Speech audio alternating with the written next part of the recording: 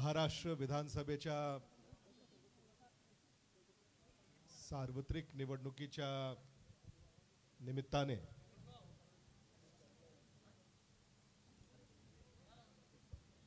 नांदेड लोकसभा पोटनिवडणूक, देगलूर विधानसभा निवडणूक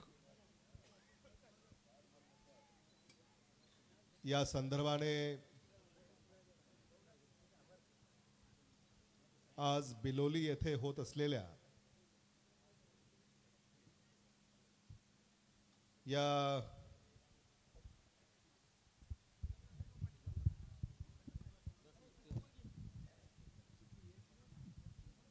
प्रचंड जाहीर सभेला उपस्थित असलेले आणि ज्यांचे विचार आपण नुकतेच ऐकले ते आपले लाडके नेते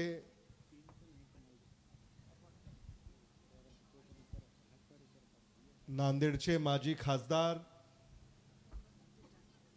महाराष्ट्राचे माजी मंत्री आदरणीय भास्करराव पाटील खतगावकरजी, नांदेड लोकसभा पोटनिवडणुकीचे महाविकास आघाडीचे काँग्रेस पक्षाचे अधिकृत उमेदवार माझे स्नेही रवींद्र वसंतराव चव्हाण, देगलूर विधानसभा मतदारसंघाचे महाविकास आघाडीचे काँग्रेसचे अधिकृत उमेदवार माझे स्नेही निवृत्ती कांबळे, माजी आमदार अविनाश घाटेजी, सुरेंद्र घोडजकरजी, केदार पाटीलजी, शिवाजी पाटील, शिवकुमार बामणे, सुभाष गायकवाड, संजय बेळगे, महेश पाटील, गंगाधर सोनारे, श्री वरवंटकर, श्री गंगाधर सोनकांबळे, श्वेताताई पाटील, श्री फारुकी, श्री गिल, महाविकास आघाडीचे भारतीय राष्ट्रीय काँग्रेस पक्षाचे, शिवसेना उद्धव बाळासाहेब ठाकरे पक्षाचे, राष्ट्रवादी काँग्रेस पक्ष शरदचंद्र पवार पक्षाचे व इतर मित्र पक्षाचे सारे नेते कार्यकर्ते, सन्माननीय व्यासपीठ, पत्रकार, मतदार बंधू भगिनी आणि तरुण मित्रांनो, आदरणीय भास्करराव पाटील खतगावकर साहेबांना आपण ऐकलं.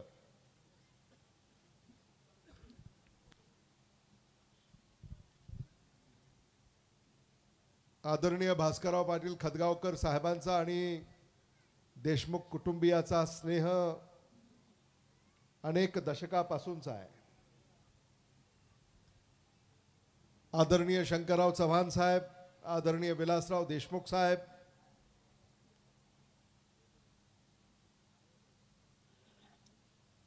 यांच्या नेतृत्वाखाली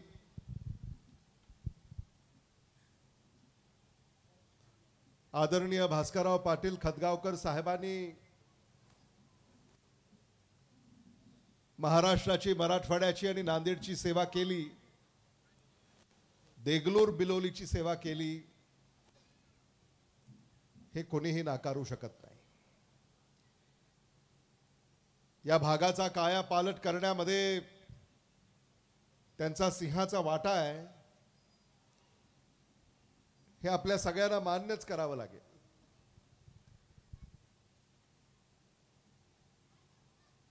आणि आदरणीय भास्करराव पाटील खतगावकर साहेब, आपण काँग्रेस अडचणीत आल्यानंतर काँग्रेसची साथ देण्यासाठी तुम्ही काँग्रेसमध्ये आला याबद्दल मी खरंच आपलं कौतुक करू इच्छितो आणि आपले आभार व्यक्त करू इच्छितो.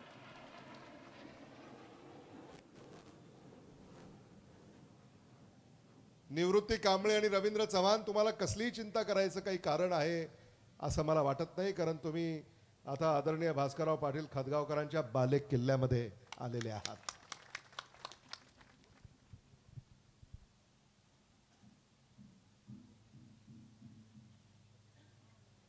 महाराष्ट्राच्या विधानसभेच्या या निवडणुका आहेत. महायुती विरुद्ध महाविकास आघाडी अशी ही लढाई आहे.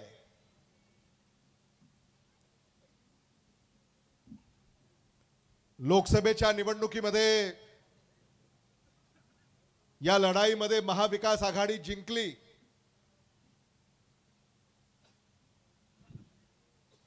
महाविकास आघाडीनं महाराष्ट्र जिंकला, महाविकास आघाडीनं मराठवाडा जिंकला, महाविकास आघाडीनं वसंतराव चव्हाण यांच्या रूपामध्ये नांदेड जिंकलं. हे आपण अजूनही विसरलेले नाही आहोत. आदरणीय वसंतराव चव्हाण साहेब आपल्यामधून अचानकपणे निघून गेले, याचं दुःख आपल्याला आहे. सामान्य माणसाचा बुलंद आवाज म्हणून जी ओळख आदरणीय वसंतराव चव्हाण साहेबांची राहिली, तीच ओळख आता रवींद्र चव्हाण यांच्या रूपानं आपल्याला पुन्हा निर्माण करायची.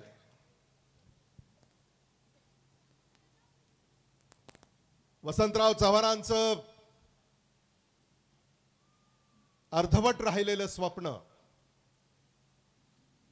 हे रवींद्र वसंतराव चव्हाण यांच्या रूपानं आपल्याला साकारायचं आहे.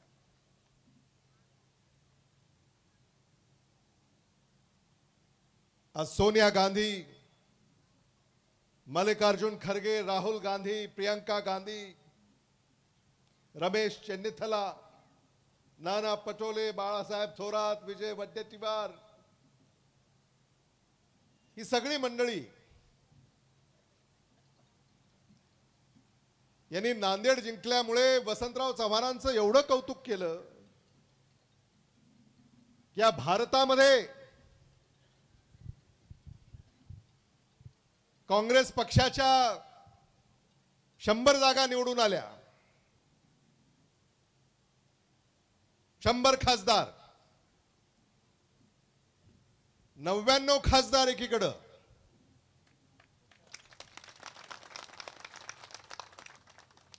आणि नांदेडचे खासदार वसंतराव चव्हाण एकीकडं. असा तो निकाल तुम्ही आम्ही अनुभवलेला आहे, तुम्ही आम्ही पाहिलेला आहे. आणि आपल्याला त्याच इतिहासाची पुनरावृत्ती करायची आहे. नांदेड लोकसभा पोटनिवडणुकीमध्ये 20 नोव्हेंबर रोजी मतदान होईल. हाताच्या चिन्हासमोरचं बटन आपल्याला दाबायचं आहे. आणि आदरणीय भास्करराव पाटील खतगावकर साहेबांनी सांगितलं, खरं म्हणजे तुम्ही आज ब्रेकिंग न्यूज दिली.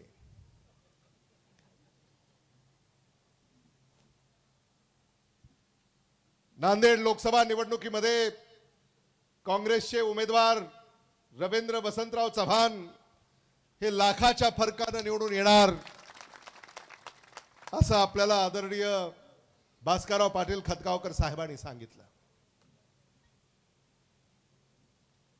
त्यांचा अनुभव, त्यांचं कार्य, त्यांचं योगदान, त्यांचे कष्ट,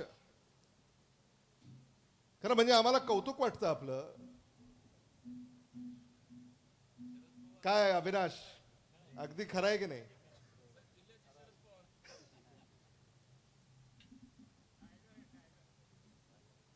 खरंच मला कौतुक करावंसं वाटतं आणि म्हणूनच आदरणीय विलासराव देशमुख साहेब आपल्यावर प्रेम करत असत. आता हे ठीक आहे, नांदेड जिल्ह्याच्या राजकारणामध्ये त्या काळामध्ये काय घडलं काय बिघडलं याची वाच्यता मी करणार नाही, पण मेरिट, हे मेरिट तुमच्याकडे होतं. मेरिट.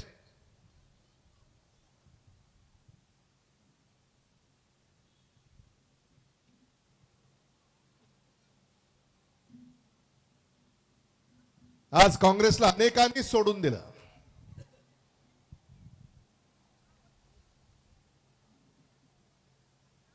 सामान्य माणसानं काँग्रेसला सोडलं नाही.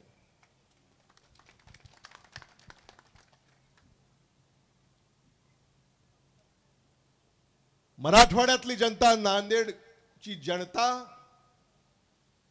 ही काँग्रेसला कधीही विसरू शकणार नाही. आदरणीय शंकरराव चव्हाण साहेबांना कधीही आपण विसरू शकणार नाही. आदरणीय शंकरराव चव्हाण साहेबांनी फक्त नांदेडला आणि मराठवाड्याला घडवलं असं नाही. आदरणीय विलासराव देशमुख साहेबांना सुद्धा घडवण्यामध्ये आदरणीय शंकरराव चव्हाण साहेबांचाच हात होता, हे आम्ही कधीही विसरू शकत नाही. खरं म्हणजे आदरणीय शंकरराव चव्हाण साहेबांचं सुद्धा मला कौतुक करावं असं वाटतं, कारण मी जेव्हा राजकारणाची सुरुवात केली आणि सहकारी तत्वावर कारखाना उभा केला, लातूर येथे सोनिया गांधी आल्या होत्या त्या उद्घाटनाला, आणि त्या कार्यक्रमाला आदरणीय शंकरराव चव्हाण साहेब सुद्धा, प्रकृती ठीक नसताना सुद्धा, आणि आपणही होता. आदरणीय भास्करराव पाटील खदगावकर साहेब होते, मात्र अशोकराव चव्हाण साहेब नव्हते.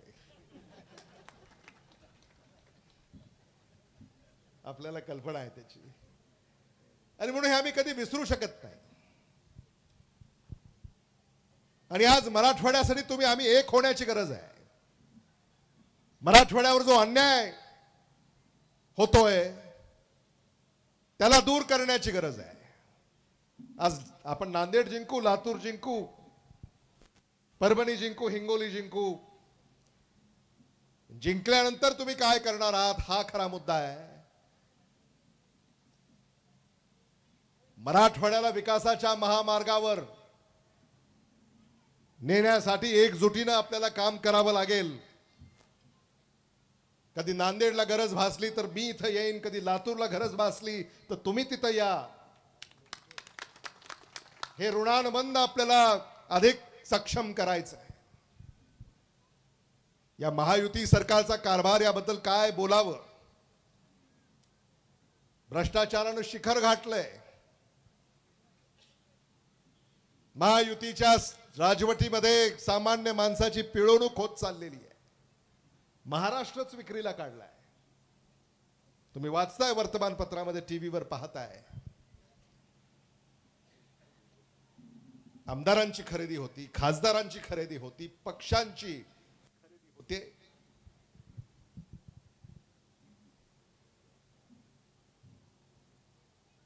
पन्नास खोके एकदम ओके, हे कधी आपण ऐकलं नाही यापूर्वी.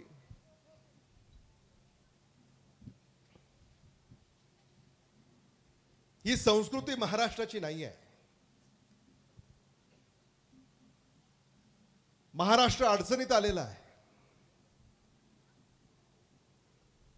महाराष्ट्राला अडचणीतनं बाहेर काढण्याची गरज आहे.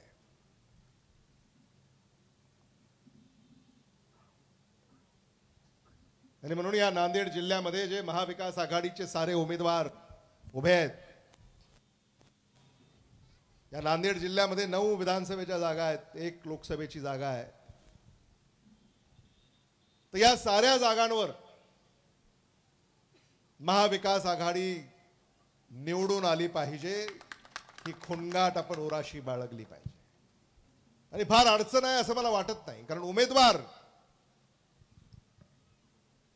जे महाविकास आघाडीने दिलेले आहेत ते अतिशय सामान्य माणसाची कणव असलेले, सामान्य माणसाच्या प्रश्नाची जाण असलेले हे उमेदवार आहेत. देगलूर बिलोलीमध्ये ज्या इच्छुक उमेदवारांनी माघार घेतली त्यांचे आभार आदरणीय भास्करराव पाटील खतगावकर साहेबांनी मानले आणि मीही त्या सगळ्यांचे मनापासून आभार या ठिकाणी व्यक्त करतो। काळजी नसावी, तुमचं यथोचित पुनर्वसन महाविकास आघाडीच्या वतीनं करण्यात येईल। महाविकास आघाडी हा विचार काही 5 वर्षापुरता नाही आहे, आता अनंत काळ महाराष्ट्रासाठी महाविकास आघाडी हा विचार आपल्याला स्वीकारावा लागणार आहे, हे मला मुद्दामून या ठिकाणी सांगायचं आहे।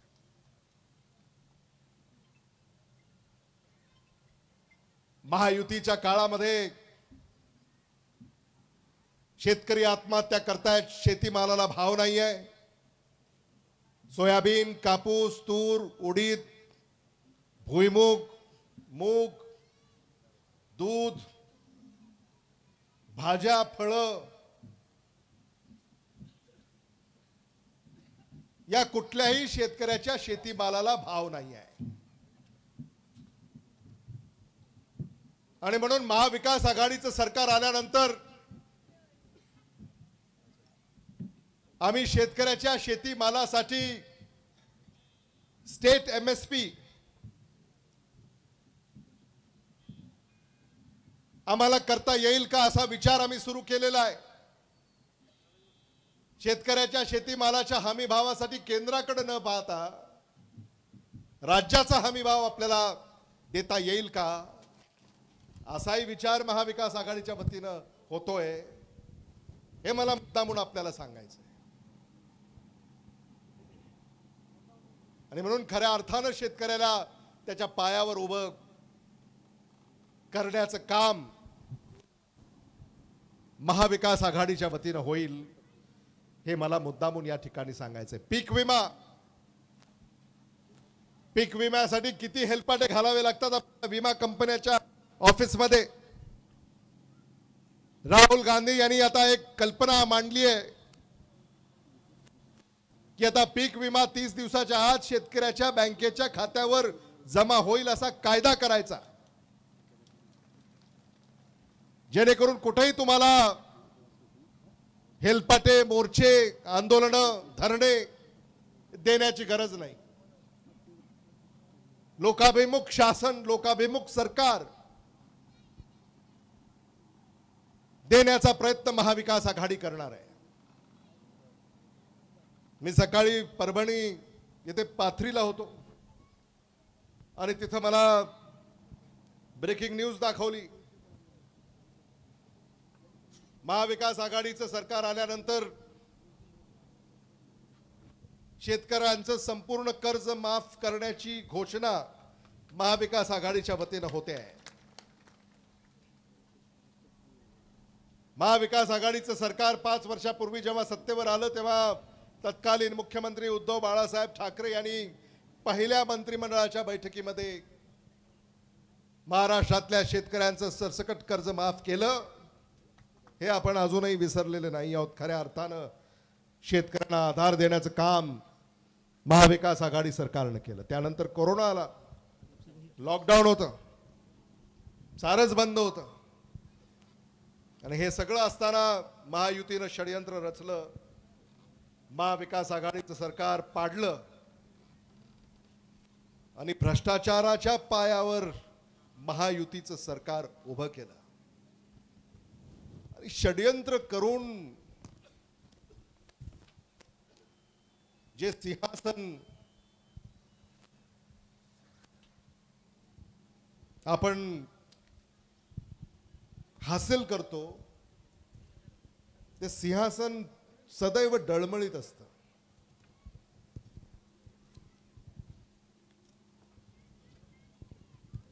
आणि म्हणून यांना न्याय निवाडा करताच आला नाही, आमदार सांभाळण्यामध्येच वेळ गेला। सामान्य माणसाला विसरले, आमदारांचे लाड पुरवण्यामध्येच महायुती सरकारचा वेळ गेला आणि इथलेही आमदार काही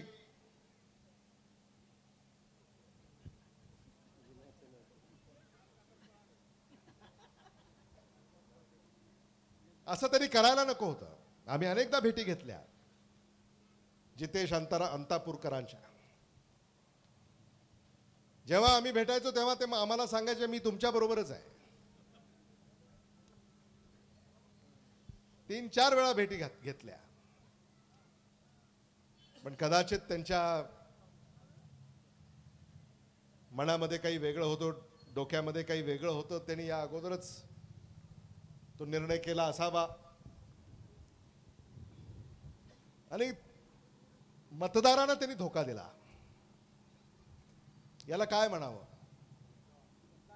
एका चिन्हावर निवडून यायचं, ते चिन्ह गहाण ठेवायचं, ते गहाण ठेवून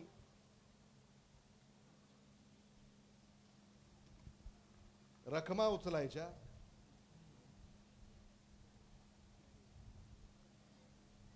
मतदारांना हा धोका नाही तर काय आहे. आणि म्हणून ज्यांनी मतदारांशी गद्दारी केली त्या गद्दारांचं आपण काय करणार आहोत हाच खरा मुद्दा आहे. जिंदगी में एक उसूल रखना, जिंदगी में एक उसूल रखना, यारी में गद्दारी नहीं और गद्दारों से यारी नहीं.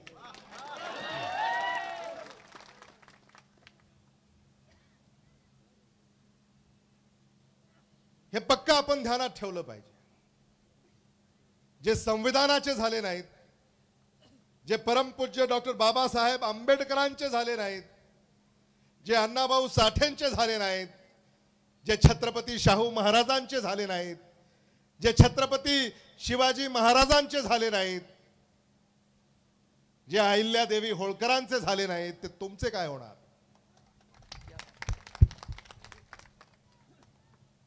ते तुमचे काय होणार हा विचार तुम्ही करण्याची गरज आहे. आणि आदरणीय भास्करराव पाटील खतगावकर साहेब, आता महाविकास आघाडीच्या वतीनं महालक्ष्मी ही सुद्धा योजना येते आहे असं मी ऐकलं. महालक्ष्मी.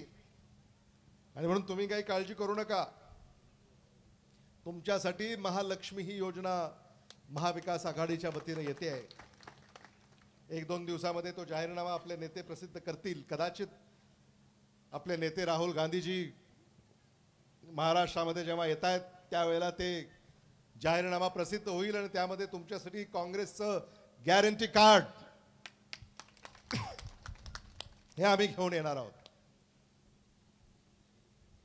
आणि मग गॅरंटी कोणी दिली पाहिजे यालाही महत्व आहे. इंदिरा गांधींची गॅरंटी आपल्याला आठवते आहे, राजीव गांधींची गॅरंटी आपल्याला आठवते आहे, सोनिया गांधींची गॅरंटी आपल्याला आठवते आहे. त्याच धर्तीवर राहुल गांधी यांची गॅरंटी आता काही दिवसामध्ये आपल्यासाठी येईल आणि त्या गॅरंटीवर आपल्याला मतदान करायचं आहे. आम्हाला काही फार इकडे तिकडे जायचं नाही भास्करराव पाटील साहेब, तुमच्या गॅरंटीवर. नांदेड जिल्ह्यामध्ये आदरणीय भास्करराव पाटील खतगावकर साहेबांच्या गॅरंटीवर आमच्या 9च्या 9 जागा या निवडून येणार आहेत. खरंच ते थोडक्यात त्यांनी आपले विचार व्यक्त केले. मी त्यांच्या शेजारी बसलो होतो आणि माणसं किती मोठी असतात हे माझ्या लक्षात आलं. ही मोठी माणसं आहेत, यांना आपण जपलं पाहिजे. हे जे सांगतायत ते आपण केलं पाहिजे. त्यांचा आवाका हा प्रचंड आहे. पोकर्णाजी आलेत, अविनाश आहेत, रवींद्र आहेत, आता ही सगळी नवी टीम, निवृत्ती आहेत, लोहबंदे, अल्लाह के बंदे ऐकलं होतं, हे लोहबंदे नवं आहे.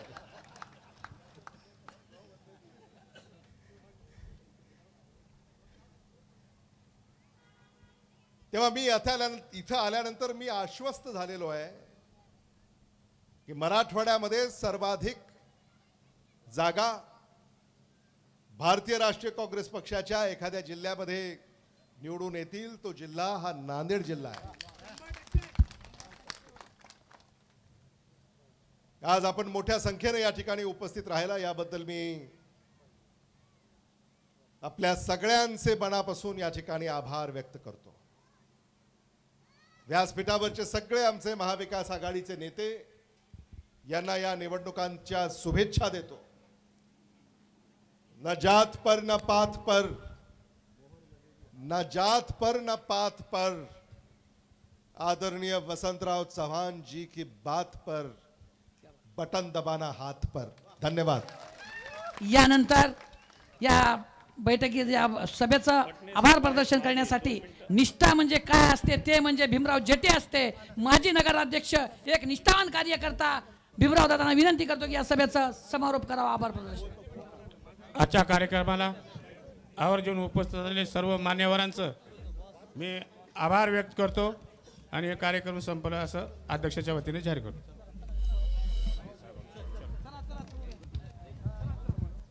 चलो